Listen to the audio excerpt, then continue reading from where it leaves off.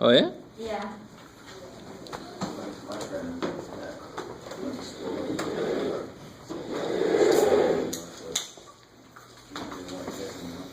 I wish this note doesn't really like sit because of the like it goes off and down. Yeah. Well. What is happening? Let's see, 2, 4, 6, 8, 10, 12, 14, 16, 17. Holy crap. What is this? I appreciate you guys are here, by the way. Don't get me wrong. One side had a class, there were 4 of us in there. 3 of them didn't show up without telling me. So it's just me. And the professor was like, and then you take the square. Anybody have questions? I'm like, I'm sitting right there. No. It was the weirdest thing. I don't know, you must be joking with me. I don't know. You have to raise your hand. Anybody? All right, so let's start off with any questions you guys have from homework. Page 394, number 40. Actually, do 68 first. Which one? 68. 68. Is that 5-3? Yeah. 5-3, yeah. So this problem is sort of a reverse of the problems we did a while back, where they gave you a function you had to draw its derivative.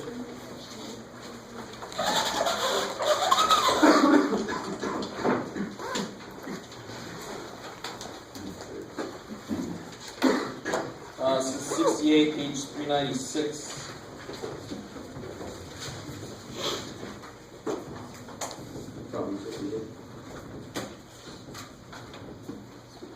So it's the function they got, f, how does it relate to g?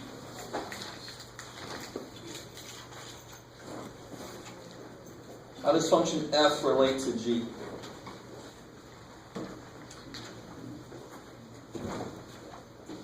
You're like, I don't know. They might not like each other. I don't know.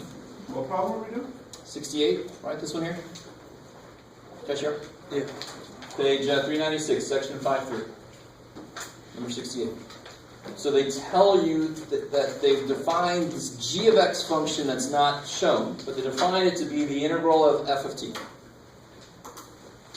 Which means f of x is equal to what? You got 11.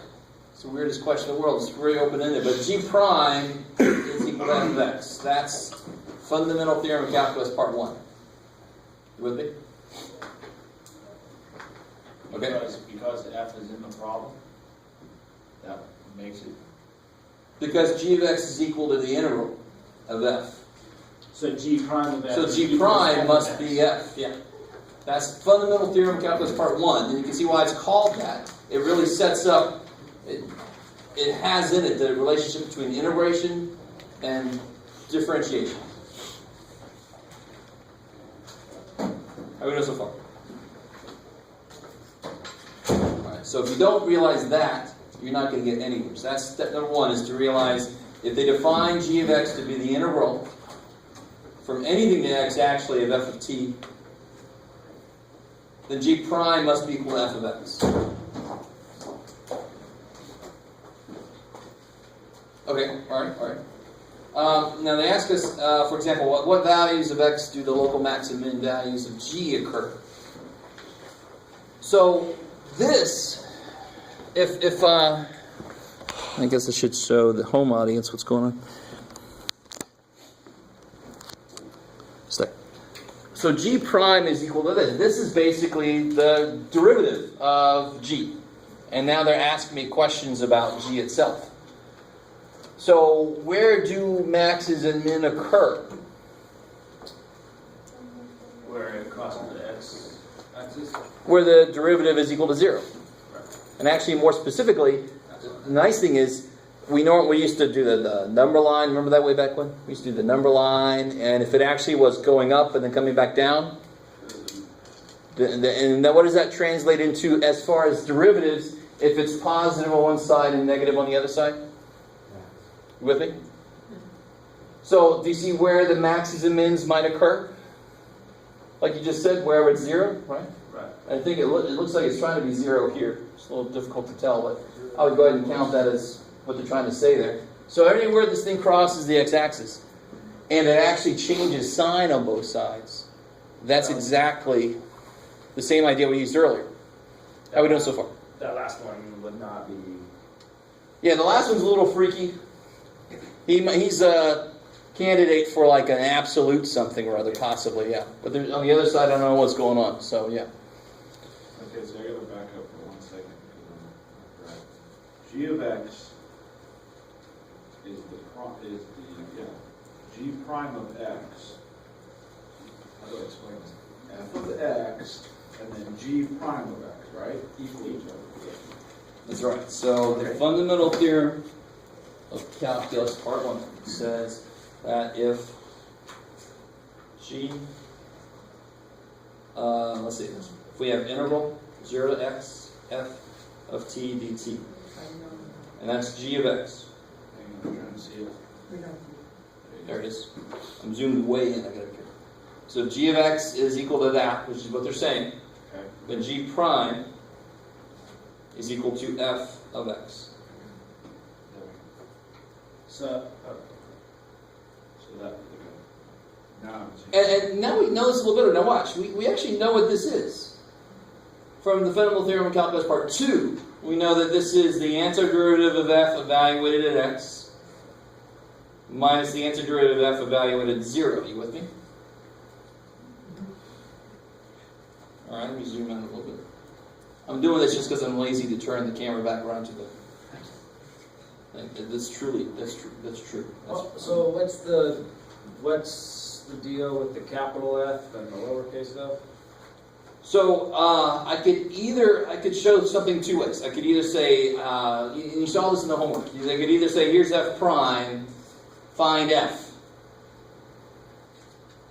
That's the same thing as saying, here's f, find big ass f, right? Big ass f is just another way of saying antiderivative. Exactly. Cool. I like it. Okay. So now watch, this is kind of cool. And this is not a proof in any way because I'm using a theorem that relies on the other part of the theorem to prove the screw it. But it's a nice way to kind of get this an idea. So I know that g of x is equal to the antiderivative of f evaluated x minus the antiderivative of f evaluated 0. Are you with me? So what's g prime of x equal to? What's this physically? Or there's no good way to say that. It's a constant. That's what matters, right? It's a constant. So what's g prime of x? This part's going to go away. And what's big ass f prime? Little f. Yeah, so g prime of x equals little f of x. So now we've got the complete picture. We started with finding areas, and then we said, oh cool, the antiderivatives are actually directly related to the finding of the areas. So that integral symbol actually relates directly to antiderivatives. Kick ass. Which means, if I take the derivative of an antiderivative, I should end up back at this stupid function, right? Because that's just the opposite. The derivative is the inverse function of an integral. So that's really all that says. It has a lot in it, but it doesn't say much. It's really interesting. It's kind of the opposite of a politician.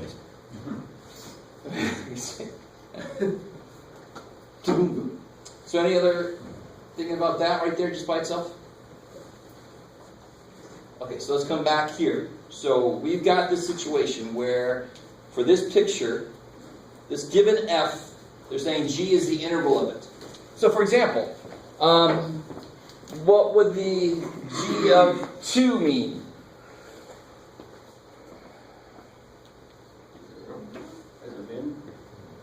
G of 2. So remember, g of x is the integral from 0 to x of that function. You with me? And what does the integral really mean?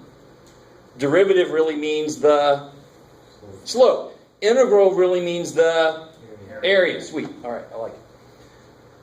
So if g of x is the area under f from 0 to x, g of 2 would be what? Could you shade it in? What would it be?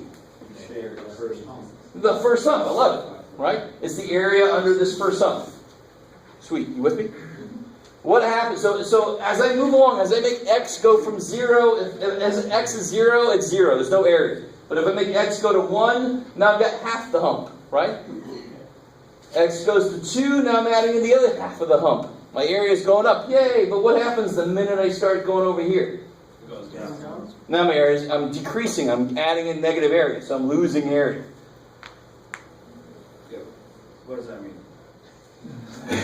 So a really good place to do it, since again, we're all cool with negative areas, but it's a little bit easier to talk about profit, because negative profit just means you're losing money. Right. Negative area just means you're losing area. That's the same kind of idea. So this is like the rate at which my company made money. So we started off making nothing, of course, and then we just took off. Everybody wanted our stuff. Yay! And then we got to here, we're like, nothing can stop us. And so if I wanted to know how much money I actually made, I would multiply, basically, and not really, because I don't have a nice relationship here, but I would multiply the time by the rate. So it's money per time times time. That's the integral, right? Integral really is, here's my rate,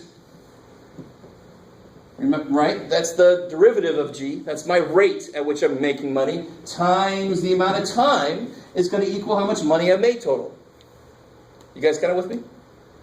So that's why negative areas don't really bother us, because they're just waiting to be identified as some kind of physical quantity that could be negative. Yeah? So, how come it can't be f of x? Why is it f of t? Well, you cannot have your variable here and here. Because then it's really difficult to explain. Let me think. Because that's A and B is not a variable in this. Is that where the 0 and x are? This is kind of like the dummy variable. And this is really the variable that I'm controlling. So this is kind of like, the weird thing about integrals is I have a function already that exists. Then on top of that function, I'm going to do something else to it. But I want to be able to control how far I'm going to do that thing to it. So x is my real variable. That's how much I want to see how much I've made over this much time. The f exists. I can't do shit about that, but I can certainly see how far do you want to look out. Does that make sense? So they can't be the same variable because this has to be its own thing. Right. Okay, good. Okay, cool. Yes, sir. What if it was G of like 4 or something? Good, I like it. All of them? So g of 4 would just be whatever g of 2 was, minus the area here, right? So this is positive area and negative area. So now once you get to 4, I've made less money. We're riding high, and then we go, oh crap. Because something happened, there's a recall or whatever, or people find something better, and then we're like, oh, and then, oh yay, oh, yay, oh. And then we just kind of even out to breaking even, and then I don't know what happens after that. You guys kind of with me? Obviously, I don't teach business. It's a good thing. I don't know shit about business, basically. All right, where did I leave off? So let's come to the actual questions and answers. So we already got the first part. Local max and min. So what do you think is... So I know that they're going to occur at these points. Would this be a max or a min? Min. Max. Why? Because it's positive. Because I've accumulated stuff. So G is going to be big when it's getting more stuff. What's this going to be? Local min, because I've lost stuff. You with me? And another way to look at this is the slope. Right. Slope is positive here, negative there. That must mean that would be a max. Negative to positive, min. Max, min. I can't say. You with me? So part A is not that bad once it's all about knowing how to look at something. Part B says, where does it attain its absolute max value? And that's not that bad either. Where is it the absolute biggest? Just remember this, there's always more than one way to look at something. But the best way to look at this right now is G is the area function. One. Because it can't be 1. Because what happens right here, for example, I'm gaining more area. So it can't be the absolute max at 1. Because right after 1, I'm getting more. 2. But you have that with a question mark at the end. I don't like that. Or 10. So the minute you get here, for example, you've lost stuff. Do you gain the same amount back? No, this is not as big as that, is it? And every time. And then every time it's a little bit smaller, so you lose some and you don't gain all that back. These look about the same, but screw them. I'm already screwed over here. 2.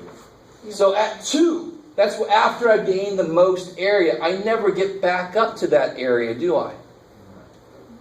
I lose money, I don't gain as much money as was there, and then I lose some money, and then I gain that money back, but I'm still below where I was 2 years after I started my business. Right? Because I don't know shit about business. So what the hell did I do? Why did I do that? Alright.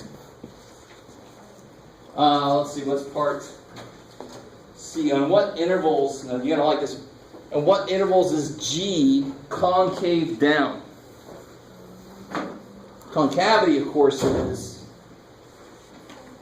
second derivative. This, right now, is G's first derivative.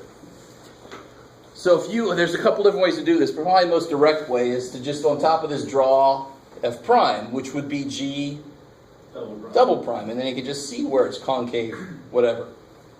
Wherever G double prime is negative, it's concave down. You with me? There's other ways to do that. That might be the most direct way. But you guys kind of see how to look at that now? It's a very strange problem when you first see it. Because you're like, I have no idea how to look at this. I mean, you don't even know how to ask the question. Right? But hopefully it's better now. Okay, alright. Guys are getting as bad as my 175 client. They're all like, never want to play poker with them. I will not let you know how I feel. And then finally sketch the graph of G. That's actually probably the easiest part of this whole thing, I'm hoping, maybe. You have to treat this as G prime, and then you sketch a graph of G on top of that. We did one like that last time, but... So if this is G prime, what would you look at first to kind of start drawing G?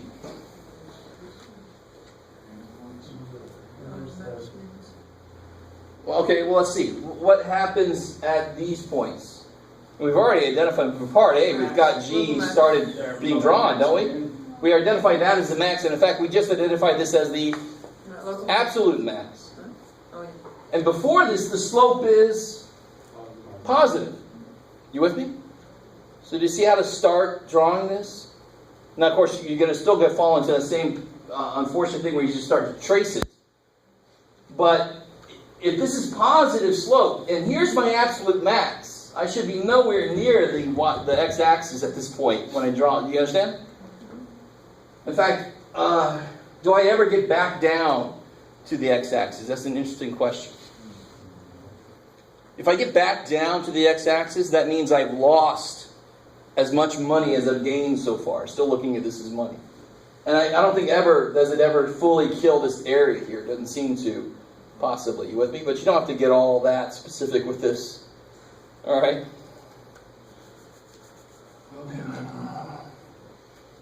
Alright.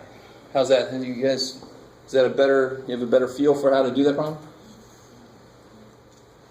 And sometimes it's easier. Once you've drawn G, just try to make sure to think about what G prime would look like from your picture. Make sure it looks the same as that. Does that make sense? To kind of check yourself? Okay, maybe. I love those kind of questions because I hope to God somebody asks me, because as a student it's very difficult to think about how to look at that kind of problem. So it's one of those problems where if nobody asked me, I'd have to bring it up myself. So it still ends up it still oscillates like that, right? There's going to be some oscillation to it, yeah. Because at some points the slope is positive, and at some points the slope is negative, and it attains maxes and mins along the way. Cool.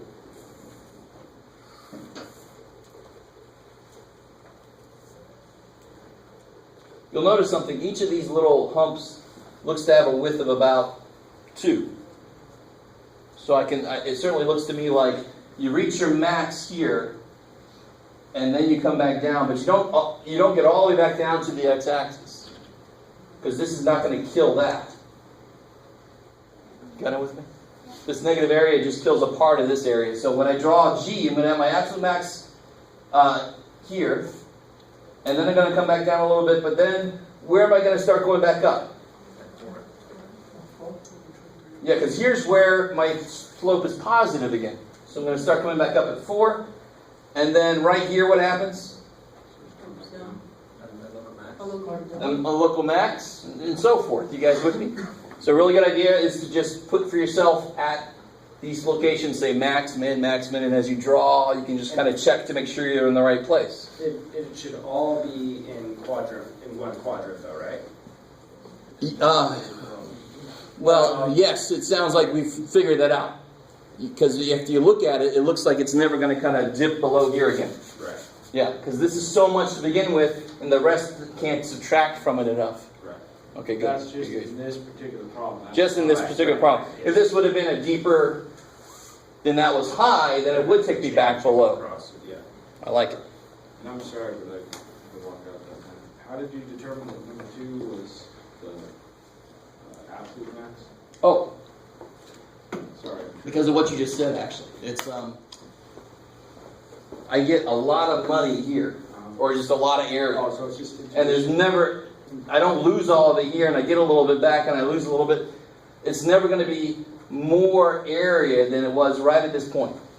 That's the biggest amount of area. So Yeah. you just used intuition by looking at that graph? I mean, It's not exactly intuition. It's understanding what the integral does, right? I know the integral accumulates area as I move along. So I really like this idea of as I change x from 0 to 1 to 2, I'm picking up area, and then past 2, I'm losing roughly half of that area, right? but if So I'm they- definitely lower here, and then I pick up some area, but not as much as I lost. So I don't quite get back up to the maximum I experienced here. but if those looked if they looked exactly the same, Then it would exactly cancel each other out. well, but what I'm saying is to be for sure, you'd have to calculate the Oh, yeah, interval yeah. from 0 You're to 1. with, yeah, I got you. Okay. Or is So it- that it's not approximate, but it's so obvious we don't have to be Yeah. exact. Yeah. If it was like, I don't know if that's quite, and then we'd have to figure out what the hell the function was and work with it directly. Yeah. Okay. And that's why they made it so obviously lower of a dip than it was a high. Good. Okay. Wow. That kind of problem can drive you a little crazy. We do number 18 on 5.2. 5.2. Yes. 18. Oh, good. All right. So this asks you to interpret this as a definite interval, right? Yes. Okay.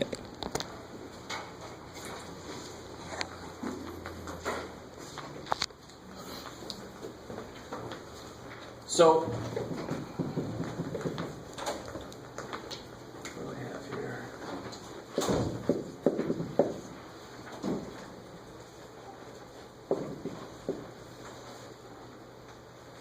Oh, yeah.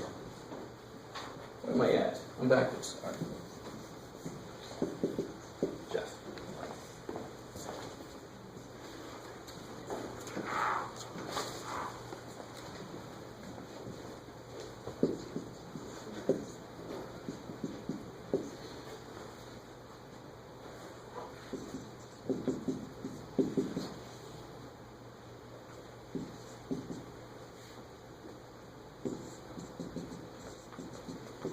All right. So we know this becomes what? What does that piece become? Okay, we don't. Summation, big X. Big S, right?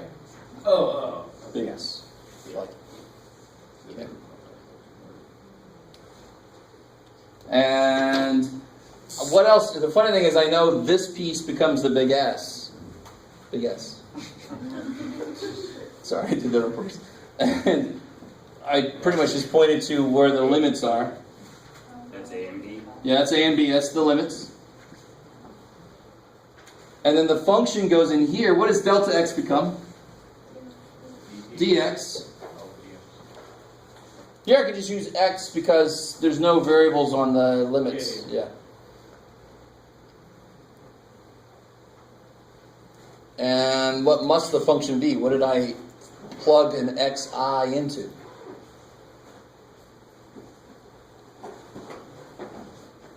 Because remember, the general form is limit, blah, blah, sum, blah, blah, function evaluated xi, delta x. So this becomes the integral, this becomes the dx, and this becomes f of x. What's f of xi? I mean, what's the function? Cosine x over x. Good, that's it. We currently have no way of doing that. I haven't put up here, sometimes I'll do this, but I haven't done it until just now. There's an integration that we currently cannot do. That's all, sorry for interrupting, that's all I was asking? Yeah. Let's just, okay. Yeah, that's all it was asked. I'm pretty sure. Express the limit is a different integral. Yeah, that's it. Because if you try to do this integration, you will definitely go insane because you cannot currently do this. You don't know how to do that yet. Thankfully, there is a way, but you don't learn it this semester. Actually, come to think about it, you would learn it next semester if you are taking next semester. If you don't do it, it's going to just tear you apart for the rest of your life. Oh, you just might as well take Cap 2, even if you weren't planning on it. That probably didn't work. All right. Is that cool? I mean, that part shouldn't be too evil as long. I mean, that's the idea. I just got lazy and didn't write all the infinity crap. I don't care. That's the this part becomes the integral. This is dx because this is too big of a step. This is the smallest step you can imagine. And then whatever's in here is the form of the function. Just got to see what did they plug xi into. Yeah, I just, what I did, I went through and wrote all the freaking problems down and not the instructions. So I was trying to solve it or whatever. I understand. Yeah. I got you. Yeah. Is the interval always going to be bracketed? It's always going to, endpoints are going to be included? They have to? No, they don't have to be included. No. So you can have a 2 pi on top of your big S that's not included? Exactly. Because the area at any point is 0. So this is the exact same thing as if I put just parentheses there. Okay, so that matters not. Exactly. And if anybody, this kind of relates to statistics, believe it or not. How many guys took statistics? Or just statistics is easier to say that? No, I love statistics, but my students agree with that a little too much.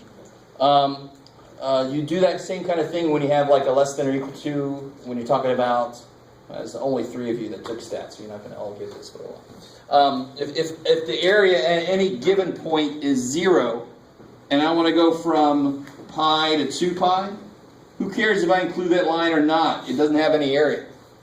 So really, I'm just capturing the area in the middle, no matter how I look at it. Because the area right at the endpoints is 0. Right. That's a little freaky if you think about it too much. So, yeah. Can we do number 22 on that then?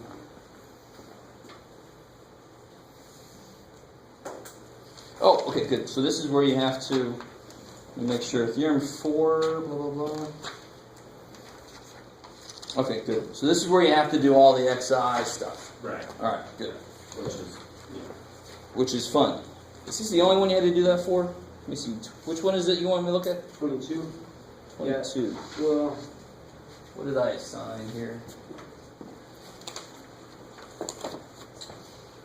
Oh, somebody have their homework sheet? you gotta do. I don't want to do the only one I want you to do. Okay. You understand what I'm saying? Yeah, that's the only one that's. All right, so let's do, pick one from that section. 24? 24.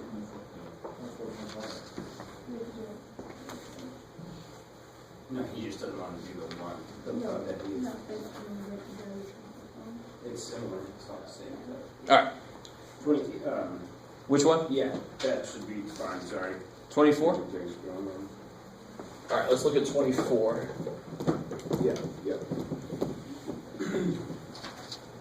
So 24 is a good example of the same thing we went through when we learned derivatives. Again, when they say find the derivative, but use the limit definition. And you already knew a little bit about how to not do it with the limits, and you're like, too bad. So 24 is using the summation definition for this. So how would that look like as an infinite summation? All right, I got to start it. 2xi minus xi to the third. I like it. So 2xi minus xi to the third. Delta x. And what's delta x going to be? 2 minus 0 over n. All right, so 2 over n. I like it, right? Just to see how many rectangles are, how wide is each rectangle going to be? It's going to be 2 minus 0 over how many rectangles I'm using? How do we go so far? I mean, this. Yes, sir. Is I always going to equal 1? Well, this means I from 1 to n. That's how you read that. Okay. So, I mean, for this, yes, because I set it up. But for some given sum that somebody gives you, it might not start at 1. It can start anywhere. So, does that mean like from 1 to n and that's within the interval 0 to 2? Well, so, all right. I'll explain. These are dependent on how many rectangles I'm using. Right. They all have to live inside of here, you're right. Okay. But this doesn't have to show up in this expression. That should all be taken care of by delta x and how I write xi. Does that make sense? Yeah. This does not capture this at all. It doesn't have to. Right. It's going to be an infinite number of rectangles no matter how big or small my interval is, right? Does it make sense? Yes. Okay, maybe. Yeah, I got one of you for sure. So the two things I have to figure out, and that wasn't that hard, especially because I did it, but you could do that, right? You can see the form of it from the book, and you can fill it in, and that's just a function with xi's thrown in. There's your delta x, and there's your limit sum thing combination. That means the number of rectangles I'm using is going to go to infinity. Are you guys with me? So the two things you have to figure out are how do I express delta x? And how does that lead to a general expression for xi? So you start off, one way to do is you start with x1. What would x1 be?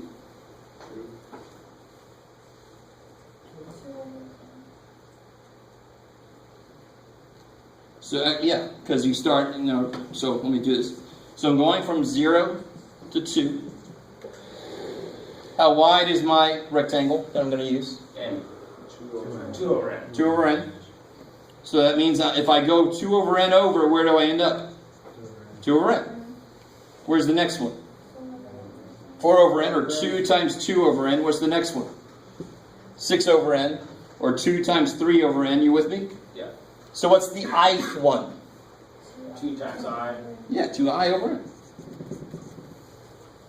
You got to be really, well, not excessively careful. I mean, basically, xi will be a plus, you got it, Jeff. What am I trying to say? Delta xi. Well, let's do this a little better. A plus I delta x. So you always start at the a, Which is 0. and you always add I widths to get the ith input. Does that make sense? Again, it's all in the book. I don't personally like memorizing these kind of things, even though it's not that big a deal. I just like to remember what the hell it's built on and just go from there. So now you plug this stuff in. So then I get limit sum twice 2i over n minus 2i over n cubed times 2 over n.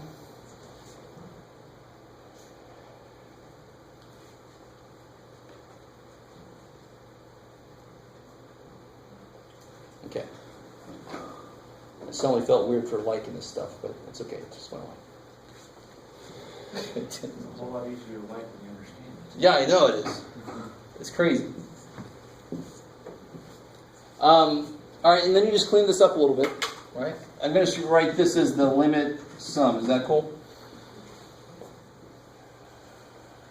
All right. I don't know, is that cool? All right, let me reword this. This is completely okay that I'm doing this. Okay. So here I get 4i over n minus 8i cubed over n cubed. Is that probably just cubing, blah, blah, blah. Times 2 over n. Alright, I don't know why I went for a bracket, but I will. So what you're trying to do now is now you're going to break the sum up. You're trying to get down to, you have expressions for what the sum of I is. You have expressions for sum of I squared, sum of I cubed. You're not going to see anything beyond that in your work. Although there are expressions for beyond that. So now what can I do for this first part for you? So I got the limit. Sum, what can I do here? Don't forget that that's there too. So I'll get 8 over n squared, right? I can come out here, and the I is still in there. That's what I get from this first part. Let me just stop right there for a second.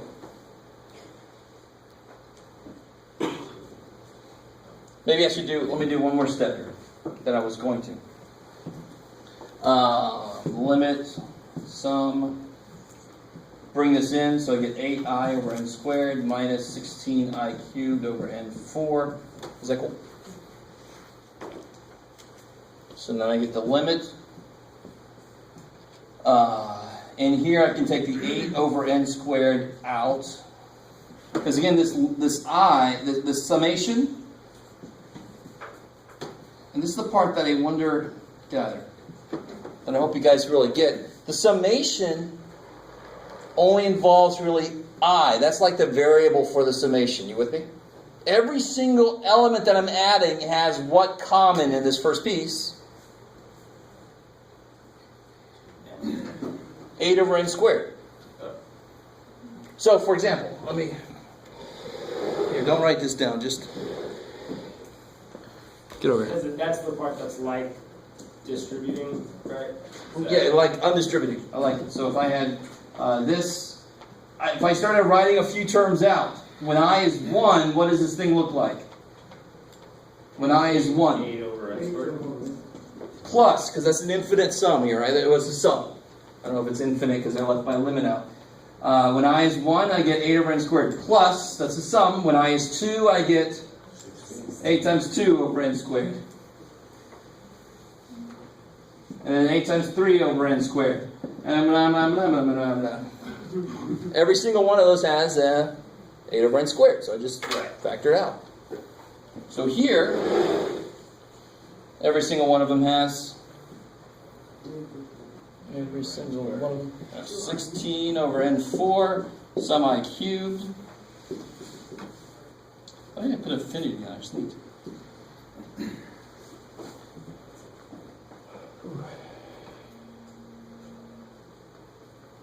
Let me bring this up here.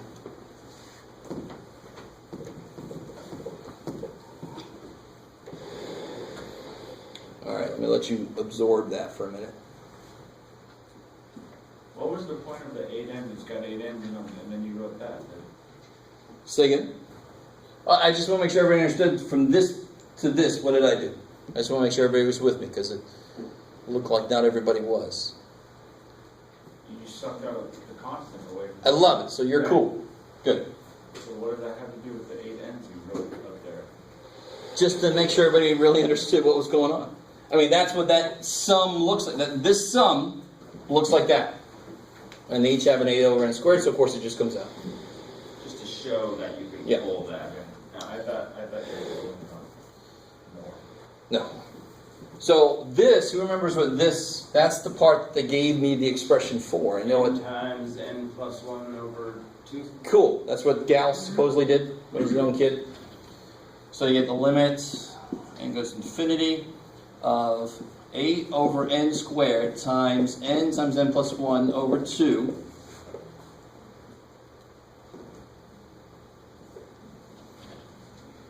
minus the limit as n goes to infinity of 16 over n to the 4th. And what's the I cubed? Same thing except squared.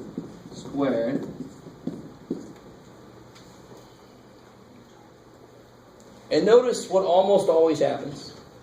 What's the degree of the top and bottom here? 2. So the limit would be 1. Do you guys see that? Because it's the exponents ratio of the exponents. Exactly. It's pre-calculus, right? It's interesting. You have to be realized in the middle of a really weird-ass problem that's got a lot of shit going on that you're not used to, there's something that's completely old. Should be. That limit of this is pre-calculus. Degree 2. This whole thing is 1. So you get 8 over 2, 4. The limit as this part goes to, as the n goes to infinity of this part is 1 because they're both degree 2. They have coefficients of 1. Not a big deal. Here, degree of this, 4th degree. So what's going to happen between these two? 1, so I get minus 16 over 4. Before I get 4 minus 4, 0. Which, going back to our original, not original, but the one we had up here with all the troughs and peaks, what must be true about the function? In fact, well, let's see. Let's see if you guys see it. I don't know. In fact, let's graph it real quick. Quick question. Yes, Did you just stop writing the n equal, or n goes to infinity underneath the limit on the bottom two? It should be there, right? Change the writing. Where am I at? Sorry? Right side column, right there, and the bottom two below it. Yeah, I told you I'd just start writing limey, right? And then, that's it now. Okay. Yeah. So this really, I mean, my professors would probably yell at me for that, but Okay, screw so them. technically you should have that stuff, write that in Yeah, every time. yeah. Yep. Just trying to save some time on the board. Yep. Just because I do it doesn't mean you can do it. Sorry. So if we look at this thing, I thought you did. Somebody graphed this yet? Your function was 2x minus x cubed, right?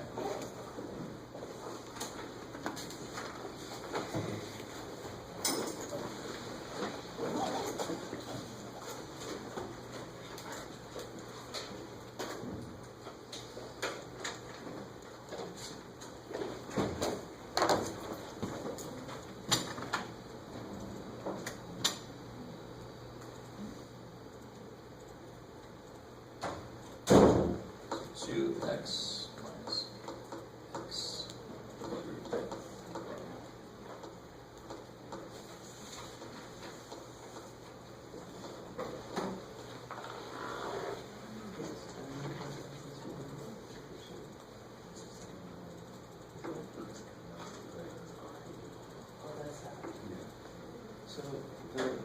And I'm going from 0 to 2.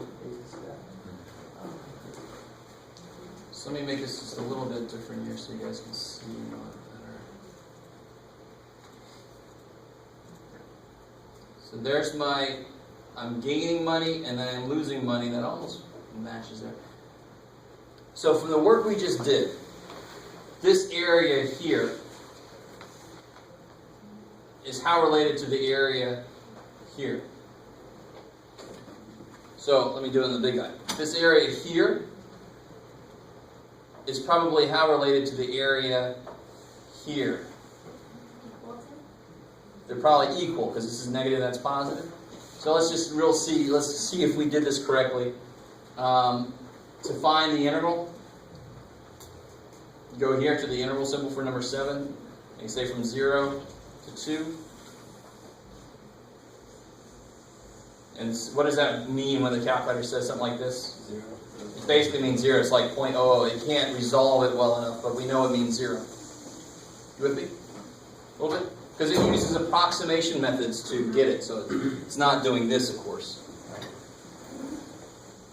Alright. So since our problem came out to 0, before I graphed it, I knew it's got to have equal amount above as it does below. You with me? Right. That's kind of like coming from the discussion we had earlier. Yep. It wasn't equally shaped, but it doesn't matter. It just happens to have the same area from 0 to whatever, and then whatever to 2. How we doing? Semi-good, okay. What's more important than that is just understanding the process here. Right? It's really not difficult. It's a few little technical things to keep track of, but basically you've got the form. The two main things you have to figure out once you fill the form out is what delta x is, and then what xi is. Build it off of delta x. You throw them in there, you do some algebra, and then you apply. More often than not, it's going to come out to be some kind of degree comparison for us. Because again, we're not going to do the really difficult functions in here because it's even worse than doing the limit definition derivatives for really difficult functions. This is even worse than that. So we're definitely not going to do that. God, I cannot. There's no reactions at all. Okay. All right. So any other questions from homework? Yeah. I don't remember what section it's from, but it's sure seeming like it's right up this alley.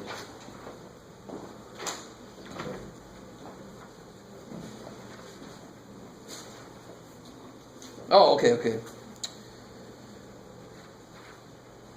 So everybody got what they want here? Okay.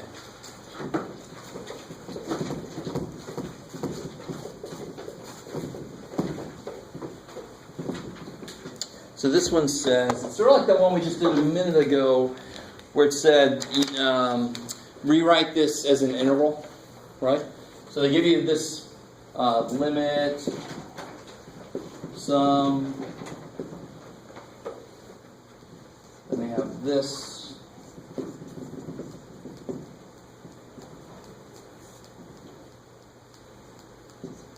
alright. So they ask you in a different way, but you can start to look at it sort of like as if they asked you, what would the integral look like? It'll get you to the same place. So this, of course, would be replaced with Oh, big S, yep. Now, do I have any idea what am I trying to say? I sort of do, but we got to figure that out. What would this here be? What I'm trying to say, the limits. All right, we'll just put A and B for right now. Let's come back to that. What would this here be? Good. So I know delta x is 2 over n. What would this here be? The function. So I know f of x or y is 7 plus x. I like it because xi would be, xi looks to be 2i over n. That looks like what they plugged into the function. You with me? Okay, sort of. So this would be 7 plus x to the 12th. So if delta x is 2 over n and xi is 2i over n, what must a have been? No? 0? Yes. Oh, A. Because I don't see anything. This is not plus n, this is plus 0, right? So again, I desperately want you guys with me. xi has always got to start at whatever a is and then add the width. Some multiple of the width. You with me? That's what the I is. It's a multiple of the width. So to get the ith rectangle, you have to go 2i over n out. How's that right there? Since it doesn't have it's sort of like a y-intercept not being there, that means it's 0. There is no plus a, so it must be 0. And since I know this, b must be 2, because a is 0, b must be 2. So this must be from 0 to 2.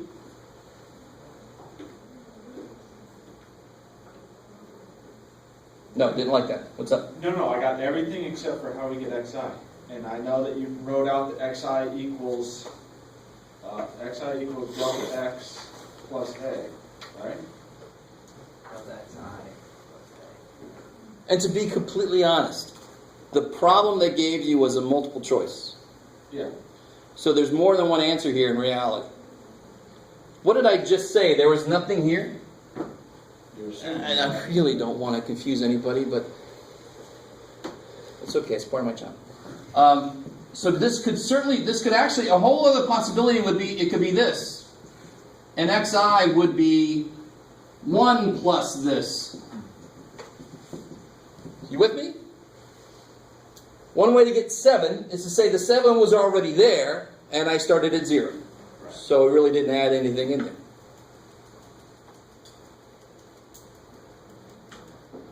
Okay, maybe. But xi could have been this. And then when I plug that into here, don't I get 7 plus 2i over, I still get the same thing? So if that would have been an open-ended question, they wouldn't have been able to handle it. They have to make that a multiple choice for this, since there's an infinite number of possible answers. So that's the question from the computer online homework. So one possibility for this, the most direct possibility for this is that the 7 was there already. There's the function. And if the 7's there already, what did I plug in for the x? 2i over n, which is just a multiple of the width, which means that the a had to be 0. It had to start at 0. There's no other number there. There's no y-intercept there for a line or something. It's just not there. So is xi the area? Because you said it's multiple of 2n. To get to the rectangle I want, I start at A and I go multiples of the width. If I go one width over, I get to the first rectangle. Because then the height is dependent on the, here's x1. This would be A plus 1 width. If I go another width, I get A plus 2 widths, and that would be the second rectangle. So if I want the ith rectangle, I would go I widths away from A, right?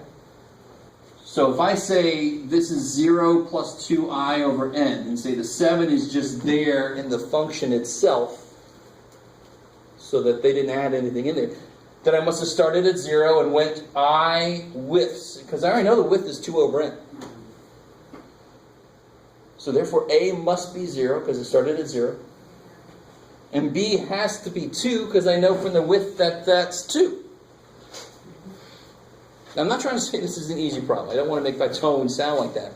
But I'm just trying to show you, we're actually doing the reverse of what we just did. And the reverse of anything is hard, and the other way is hard already. So now we're reversing the damn thing. Oh, shit.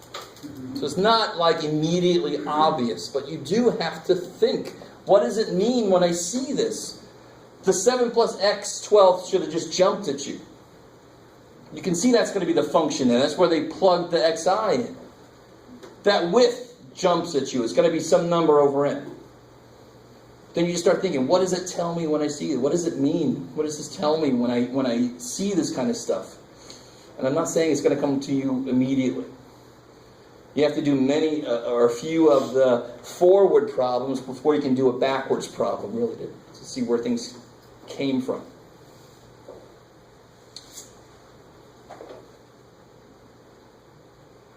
Okay. Is that good? Dan, is that good enough, or? Good enough. I'll go home and try and do it again. Because I don't see anything else on here that would... Yeah. The other ones are painfully, obviously wrong.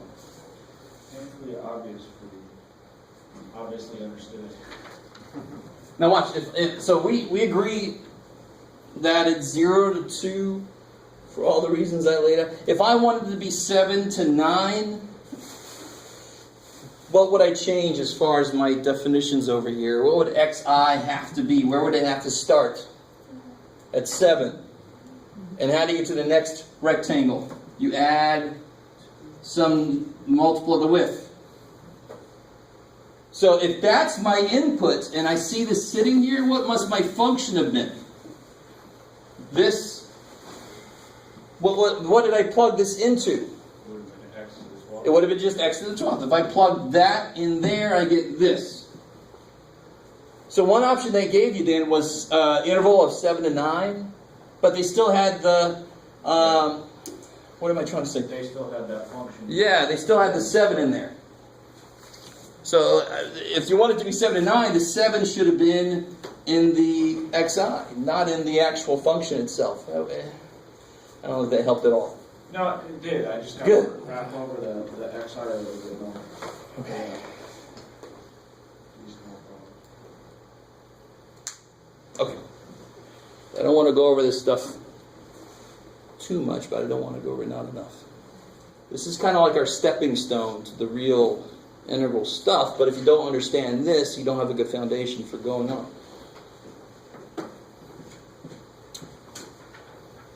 Okay. So anything else about that or anything else from the homework? Yep. 5.3, number 46.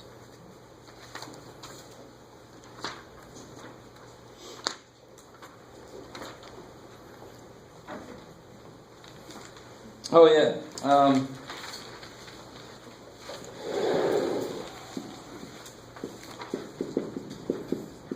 In order for this to work, what must be true about that? What must be true about what? Has to be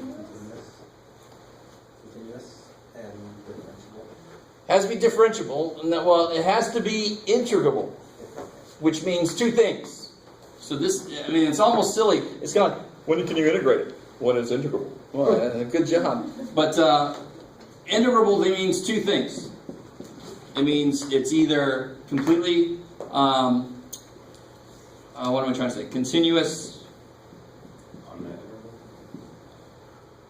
on the interval and differentiable. Well, let's not say it. Or it means that it has, at most, a finite number of jump discontinuities. Jump discontinuities. What does jump discontinuity mean? Should be plural there, but we'll deal with it. Can't read the rest of the word, it's alright. When a function jumps? Yeah, when it jumps. So that means it goes from a finite number to another finite number instantaneously. It does not go to infinity. You with me? That would be an infinite discontinuity. So the function in here cannot have, and for one thing, it cannot have an infinite discontinuity on the interval a to b.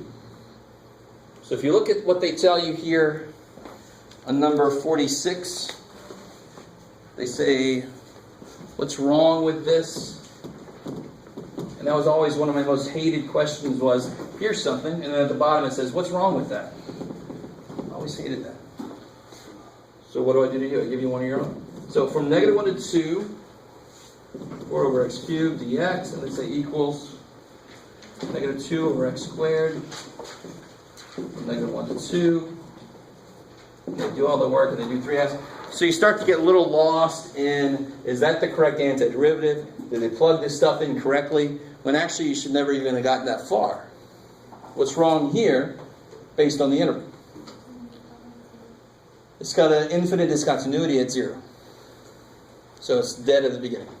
All this other work is crap, because the function they have in here is not integrable on this interval. Now if it would have been 1 to 2, no problem. So don't put it all on the poor little function. It's just if the interval you're using includes a place where the function freaks out, that's no good. You guys kind of with me?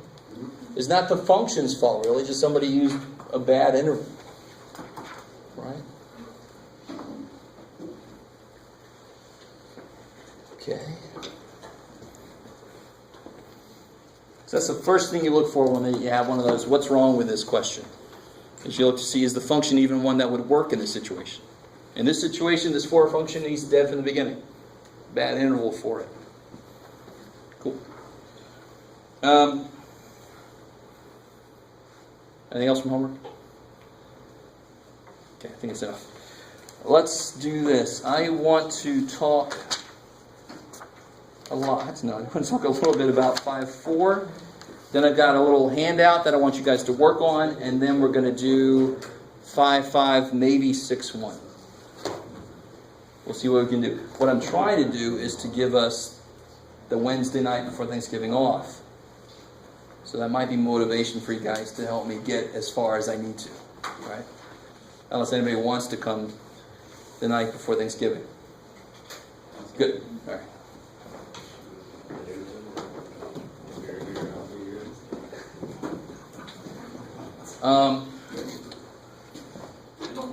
So the one last thing, the one thing that we've already sort of done, but I just want to make sure we're all cool with it, is we know what something like this means. In fact, let's do this real quick. What do you got, Jeff? I don't know. Yeah, that's good. What does that mean?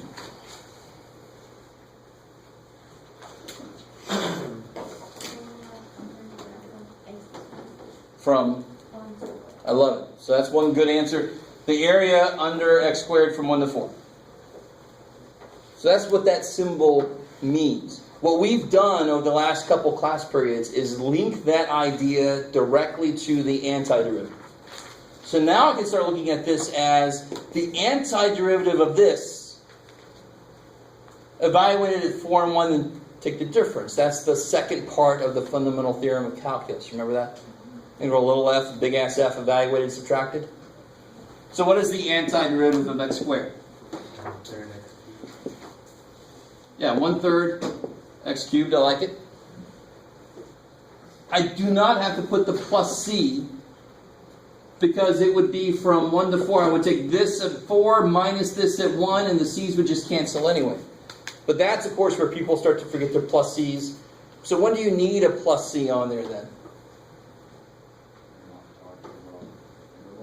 Yeah, when that's not there.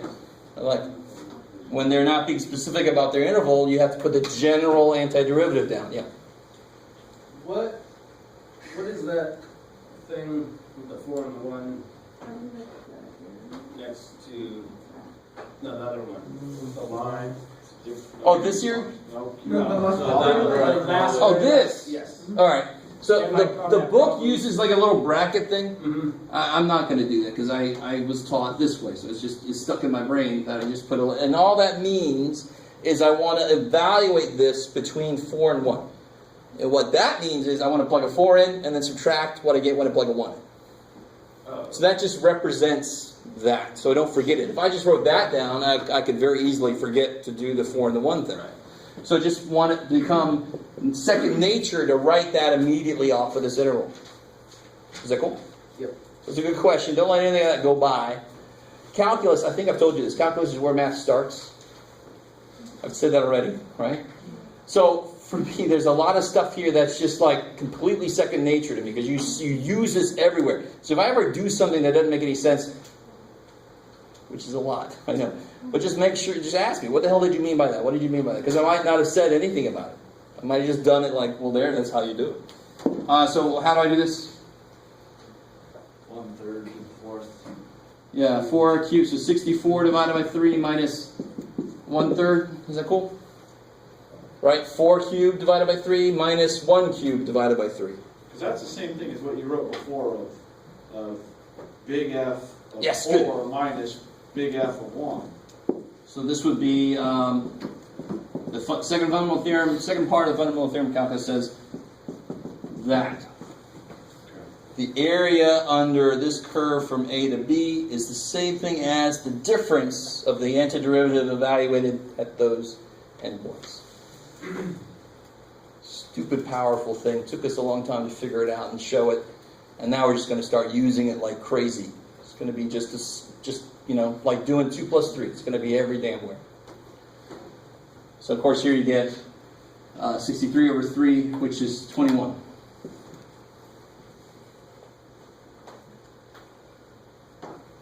Is that cool? How are we doing there? Is that all right? It's really easy when you hold our hands. So let me know, what is it about that problem that's troubling you? Let me know. Is that all right? Yeah. Have you guys been talking about the class? I swear to God. They never give me shit. I'm like, you guys get it? Are you upset? Are you... I'll tell you the reason you don't get a reaction from me is because I can't write very fast, so I'm always behind you. I'm with you. You're writing I'm with you. That's why I like the fact that you're doing these videos. I'm hoping it helps people with Absolutely. desperately trying to capture every word I say. It's not, you don't have to do that as much anymore. It definitely helps. Although the video I did earlier today was completely blurry. I loved it. I was like, yes, good job, all right. So I wrote a little note to my class and said, well, it's blurry, but you got audio. Hey. Suck it up. Yeah, exactly. I didn't write that down, but I almost did. So, if I just had this,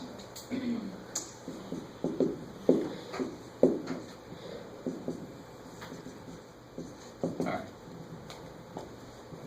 It's a good little review of antiderivatives. What's the main difference there between what we just did and that? There's no interval. So I'm not going to get a number answer. I'm going to get what's called a family of curves. And we call it a family because they're all related by the plus c. I'm going to need a plus c now. It's not going to disappear. I'm not going to take a subtraction. That would kill it. I'm going to get one functional answer, but the plus c makes it a family. And it's because the underlying idea is this is the derivative of the function I want to find. There's no information here about where the function is at any point. It just tells me where the function's going at every point. You with me? So that plus c just gives it the option to move up infinitely or down infinitely. It's just got to have the same shape. That's what I call a family of curves. Whatever the plus c is, if I make it 3, it's here. If I make it 2, it's there. If I make it negative 14, it's there. Right? But it's got the same shape. So what is this? ln to the absolute x minus 10 to the 27. Yeah, so you can always start with add 1 to this. 9/5. So 9/5, and then multiply that 2/3 by the reciprocal. Is that cool? Start to kind of make some, because the rule is this become, interval of that would be that. So if I have a fraction stuff going on, division would just make it multiplication by the reciprocal. Okay, maybe. I think we're just boring some of you guys, which is actually okay with me. It's better than confusing. So here you get 10, 27's x to the 9/5 plus c thing. The whole big point I just made earlier, and I forgot. All right. So depending on what you make c, it's just gonna be the y-intercept. Really, and not always the y-intercept. We got to be careful because can this even handle a 0? No. So there is going to be no y-intercept here. But the c is sort of like that. It's like a y-intercept. It just tells you how much up or how much down you're going to put this shape. Okay. Yes, sir. What's the antiderivative of 2x to the power of negative 1? Would it be ln of 2x? Well, like this here? Yeah. Well, the nice thing is you know what happens with any constant. Just GCF it out, right? This is a sum of this, so I can just take it out. So then you're right, it would just be twice ln x. If you wanted to, you take the 2 up there, depending on what's going to happen next, right? Of course. Let's see. All right, how are we doing so far? Any other questions like that? Just to focus on ln for a minute, because that's the one that actually makes it easy to show something here a little bit later. Sort of gave it away here, but what would that be?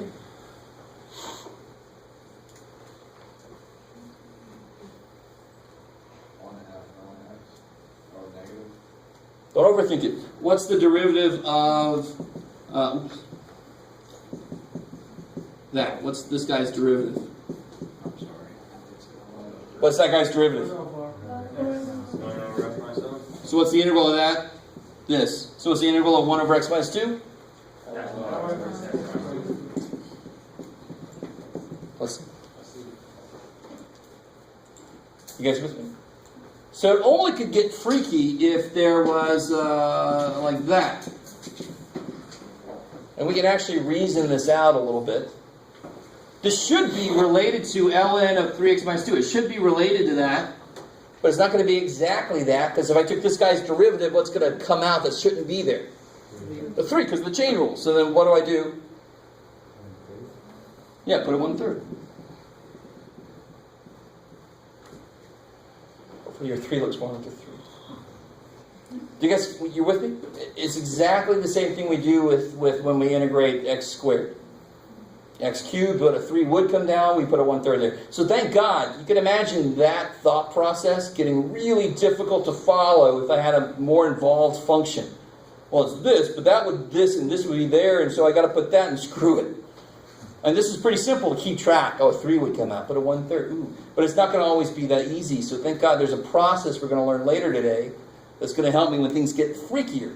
And it's called U substitution. You probably used it for other reasons. But when you say U substitution to a math person, they instantly think calculus and what you're about to learn today. So that's going to happen later. Right now, before I get into that, I want to make sure we're all good with just integration. So I want you to work on this. You can work on this alone, or you can work on this with somebody else. I don't mind.